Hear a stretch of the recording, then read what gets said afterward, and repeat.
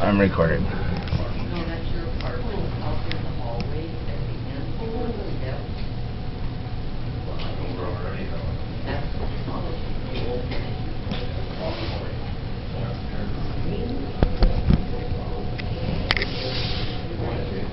One small step for man, one giant leap for mankind. Now, I'm sure everyone in this room has heard these words before. They were said by Buzz Aldrin. No, they weren't. They were said by Neil Armstrong on the Apollo 11th mission back in 1969. That year, he became the first man to walk on the moon. He was followed right after there by Buzz Aldrin, and they became the leaders in space exploration.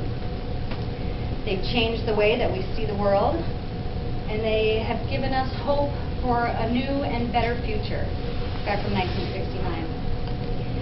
Now, it got me thinking the words, one small step for man and a giant leap for mankind. So that tells me that one person, just one leader, can change our world.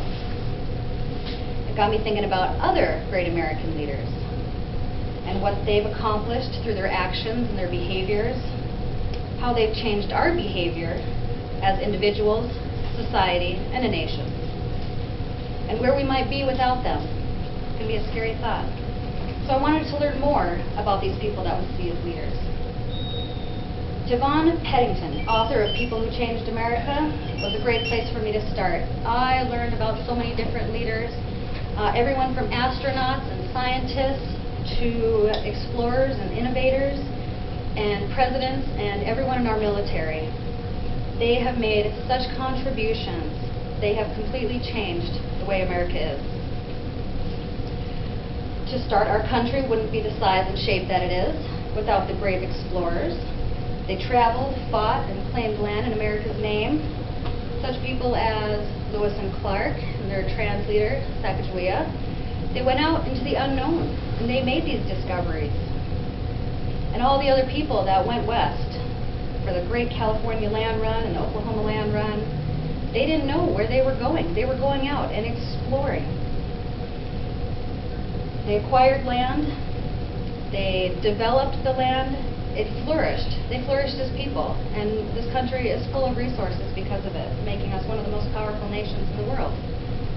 Another reason we're one of the most powerful nations in the world is because of our military. We have learned dedication through them, through losses and battles and all their service.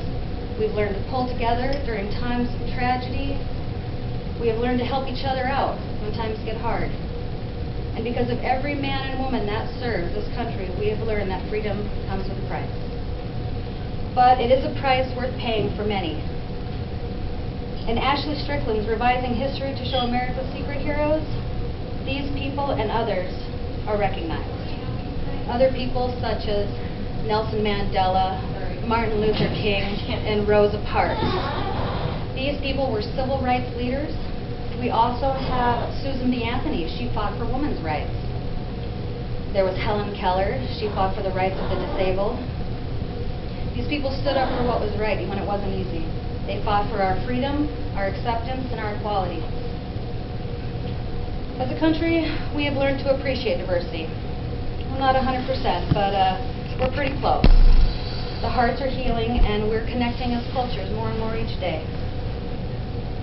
I mean, if you look now, we have our first African-American president, Barack Obama. 100 years ago, you would have never seen that. Wouldn't even be considered.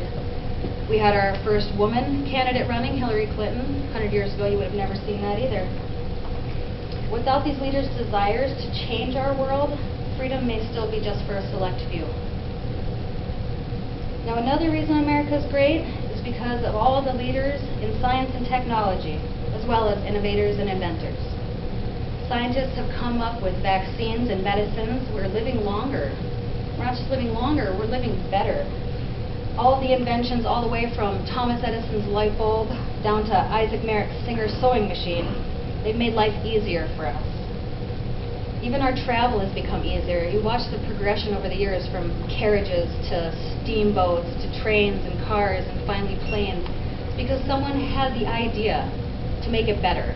Someone took the lead and decided to do that. Even our technology is more advanced. The way we communicate in real time. It used to be you'd get your newspaper and that's how you get your news. Or you'd write a letter. Maybe you had to send your letter across the ocean. It would take weeks or months to get that. Then the invention of the telephone and the television, and now the internet has come along, and we are communicating in real time. I could talk to someone on the computer in India right now. It's just amazing how far we've come, and it all started with just an idea and a little motivation. In America, we have learned that good ideas can be worth billions of dollars. Our small businesses have grown and expanded into gigantic industries. We've gone from kind of that hunter-gatherer kind of mentality to this assembly line kind of mentality where everything is bigger and better and faster. In Matthew Ridrick's paper, How to Create Leadership, Vision Driven by Motivation, it talks about the vision and passion required of these people to be leaders. He believes that the best leaders lead because it makes them feel good. It's not for money or power or fame. It's because these people value change, they break down barriers, and they are willing to find new paths. They blazed into the unknown. They recognized a need, and they answered it. These people discovered worlds beyond our own. They founded and built nations. They made laws, and they changed laws, and they are constantly changing society as we know it every day. They've destroyed our enemies while protecting our future, and they've touched our hearts.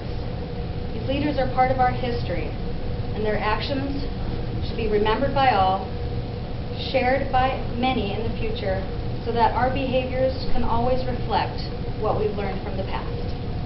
Thank you. Thank you. Oh, thank you, honey. I have to clap. All right.